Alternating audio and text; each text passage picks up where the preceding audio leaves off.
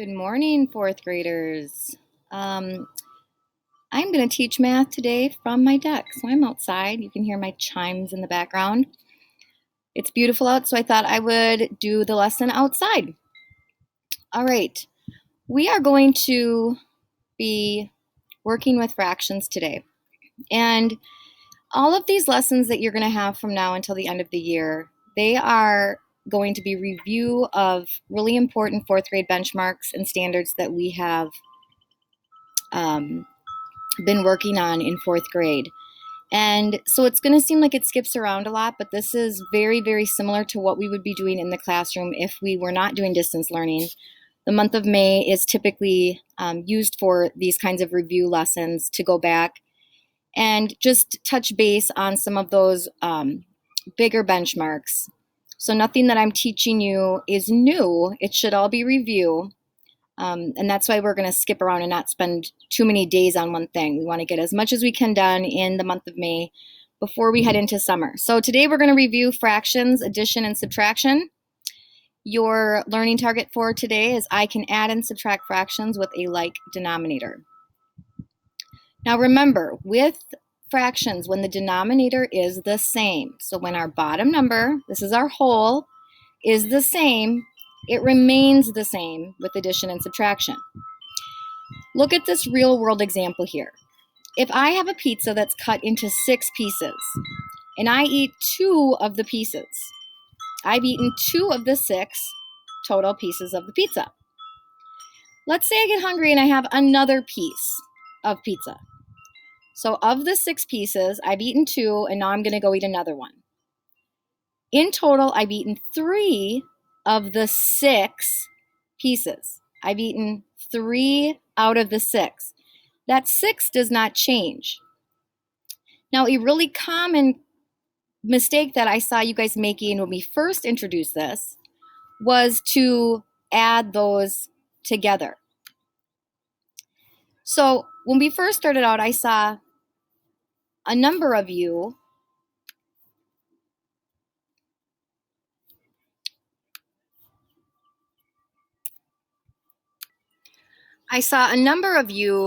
making this mistake. You added the top 2 for 3, and then you also added the bottom 2 and came up with 8.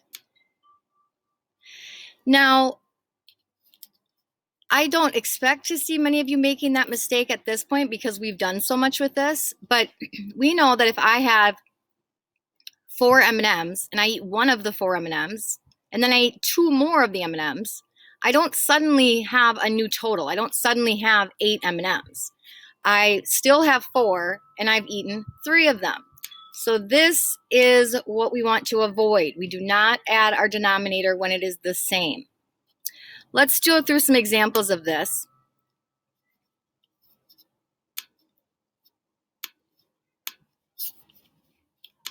So I'm going to use the example of 2/10 plus 5/10.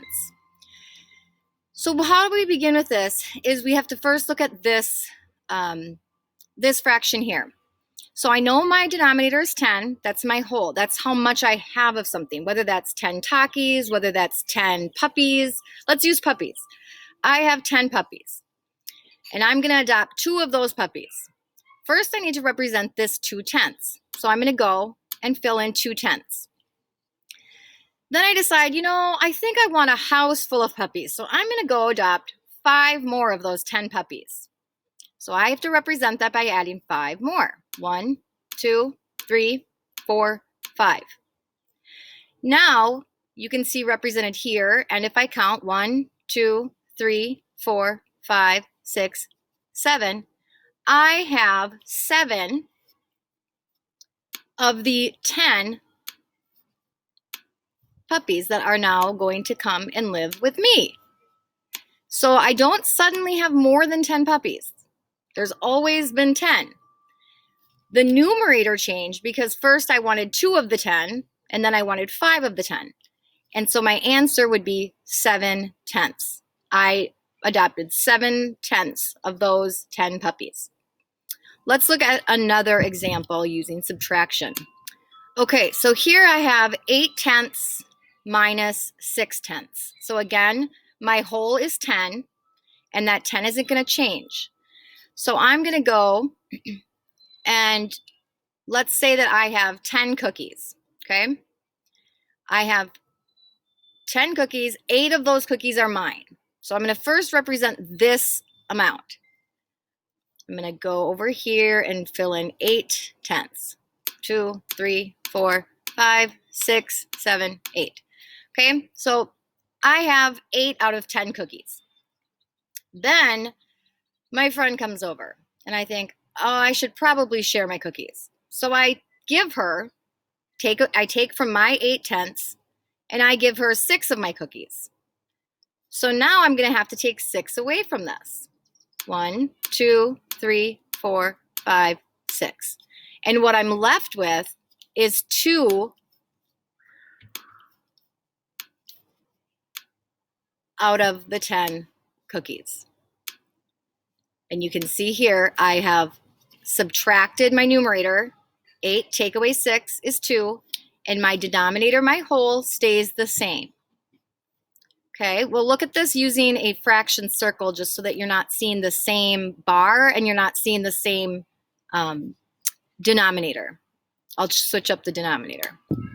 Okay, so here I have 1/8 plus 6/8. And you can see this fraction circle is divided into 8 parts. So first I need to show this 1/8, okay? So I'm gonna go and I'm gonna fill in 1/8.